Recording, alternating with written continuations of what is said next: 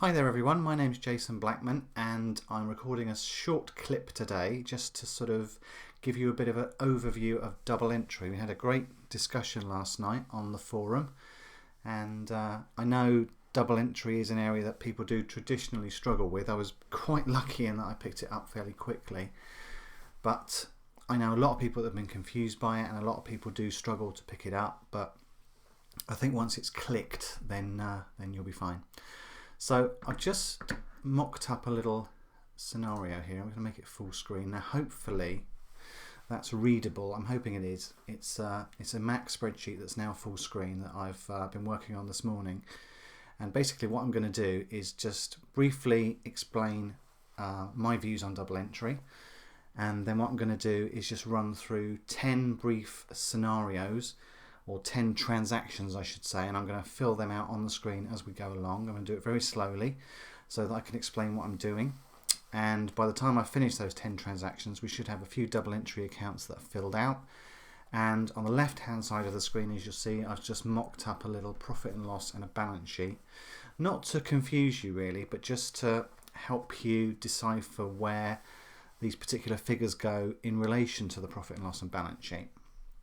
So as I say, on the left hand side we've got the profit and loss first. I've just called it Fred Bloggs and Son Limited profit and loss report for the year ended 31st of December. We've just got literally income and expenditure and profit. I'm not going to worry about cost of sales or anything like that for now. And we've got a balance sheet here, so we've got the normal balance sheet. Again, not going to overcomplicate it. Fixed assets, current liabilities, and the capital side of the balance sheet. So obviously the top half of the balance sheet is the assets and liabilities, and the bottom half is the capital, and these two figures in the boxes should obviously always balance, because the balance sheet should always balance. So what I've also done is use this mnemonic here called dead click, which I must admit I didn't use myself, but I can see how it could be really helpful in remembering what's debited and what's credited. Now I put the D and the C of dead click in orange because that stands for debit and that stands for credit. So what it briefly stands for is debit, expenses, assets and drawings, and credit, liabilities, income and capital. So in general it's a good thing to try and remember, but one thing you do have to remember is that these all apply only when you're increasing these particular items. So an increase in expenditure, in assets, in drawings is a debit. An increase in liabilities, income and capitals is a credit. Obviously if you're decreasing any of these, then the opposite effect happens, which hopefully will become a little bit clearer as we sort of move through the demo this morning. So I've got all my T accounts here. Now you don't have to use T accounts, but in my opinion I use T accounts to learn about double entry, and it is the best way I think to sort of make it hit home with you is to use T accounts. Really straightforward to use and they really do help. So in these particular T accounts, like on the left hand side of each T account I've got what the account represents, and on the right hand side I've got what type of account it is, so that should help again as we move along this morning as well. So as I say, I've got 10 brief transactions to work through, and I'm just going to fill the amounts out on the T accounts as we move through, and I'm going to fill out each change on the profit and loss and balance sheet. Now I don't want to confuse you by doing that, but what I'm really trying to do is just to show you the ultimate effect of each transaction in the accounts and how it still keeps everything balancing. So hopefully as we move through these 10 transactions it will become a bit more logical. Just remember the dead click mnemonic, and hopefully this will help a little bit. So just going to briefly run through the 10 transactions now. So the first transaction I've got is Fred. So I've got Fred Bloggs and Son. Now the first thing Fred did was put capital of £500 into his bank account. Now I'm not going to confuse the issue again, but I know I've put Fred Bloggs and Son Limited. It's automatic for me to type limited. Let's just assume this isn't limited. Let's just not complicate it and we just assume it's a normal sole trade. In fact, what I'm going to do, just to stop any confusion, is type in Fred Bloggs. Oops, I'm going to type in capitals, that might help. Oh dear. Fred Bloggs, sole trader. That might help. Sorry about that. Okay, I don't want to confuse the issue because limited companies obviously work in a slightly different way. So we'll keep it simple, keep it as a sole trader. So the first thing Fred did was put capital of £500 into his bank account. So that's going to affect two accounts. Obviously, I'm not trying to teach you to suck eggs here, but I'm just explaining everything as I can as I go along.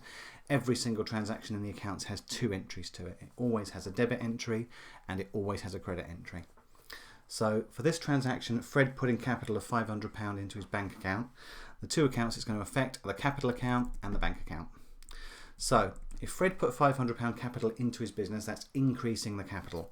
Now if we look up here, increase capital, there it is, C, so it's going to be a credit. So we're in the credit section here. It's £500, so I'm going to put equals £500 in there.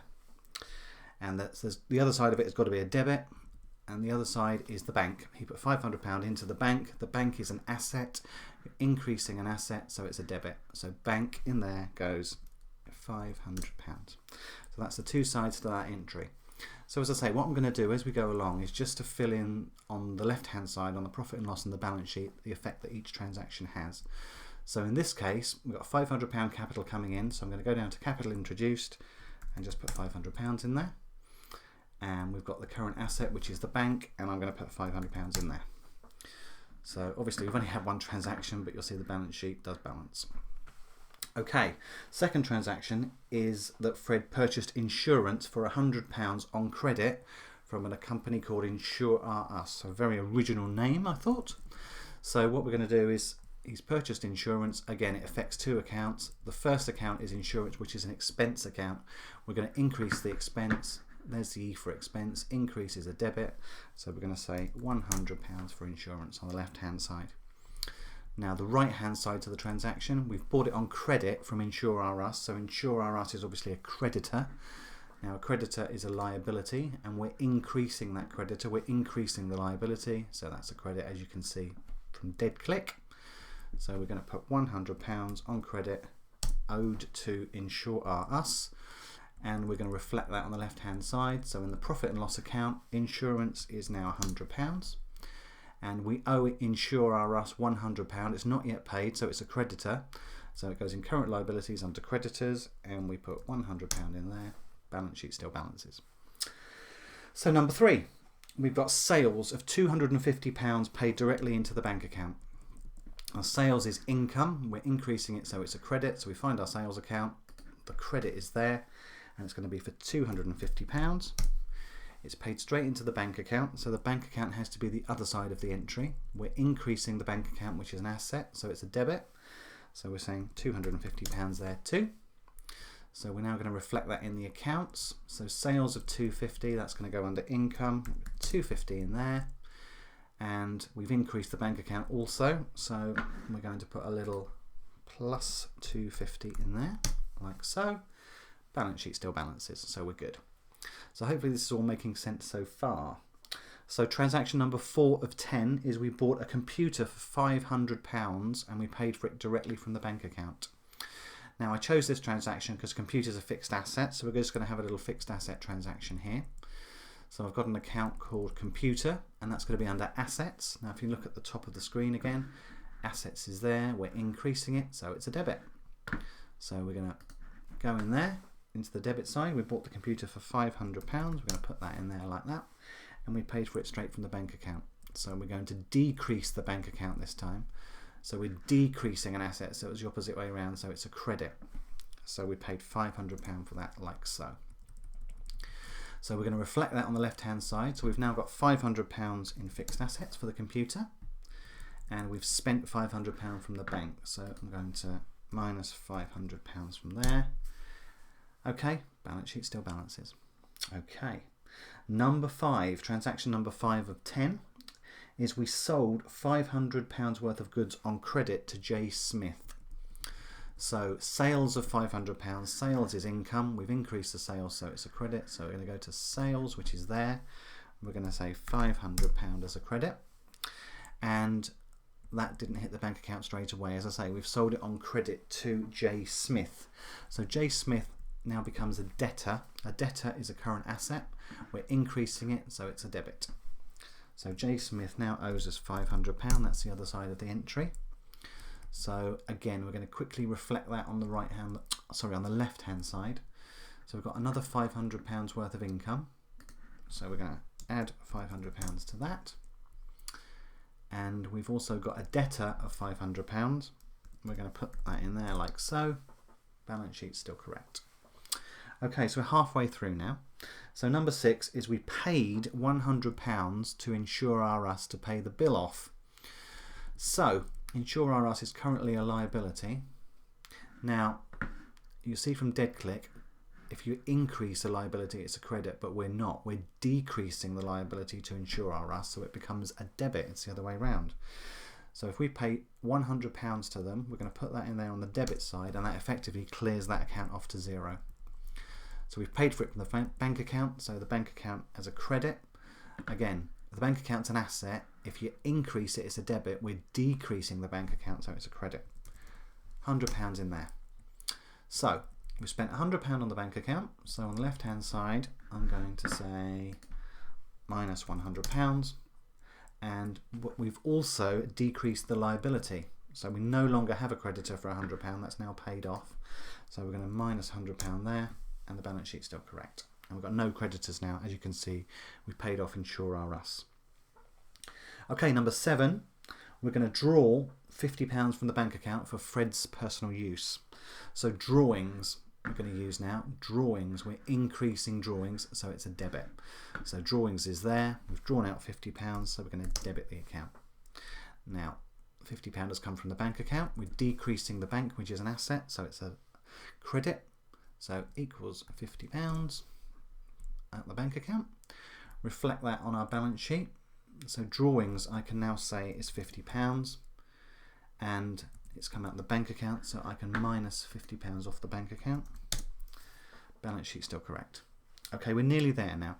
Sorry if this is a bit heavy, and it's a bit long-winded, but I'm just trying to sort of explain things as I go along, and hopefully it's beginning to click now.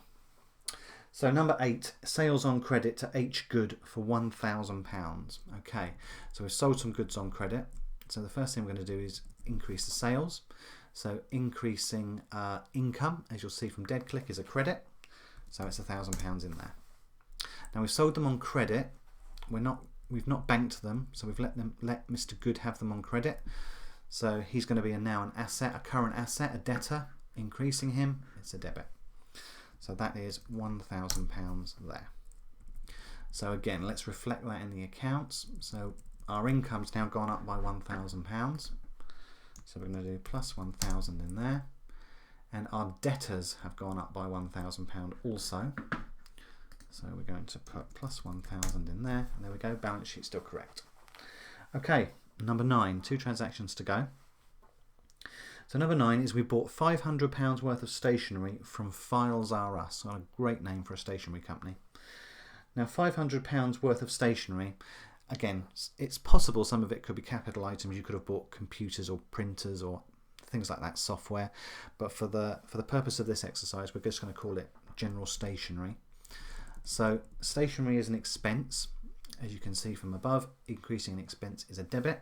So it's £500 worth of stationery. Now Files R Us, there they are. They're a creditor. So they're a liability. So increasing a liability is a credit, which is £500 in there. So going back to the left hand side, stationery is now going to be reflected by £500, and our creditors are also going to be affected by £500. So we're going to put plus £500 in there. Again, the balance sheet's still correct. So number 10, the last transaction to happen, is H Good paid us £1,000 from his debt. So £1,000 into our bank account. The bank account's an asset, so it's a debit. Pop £1,000 in there.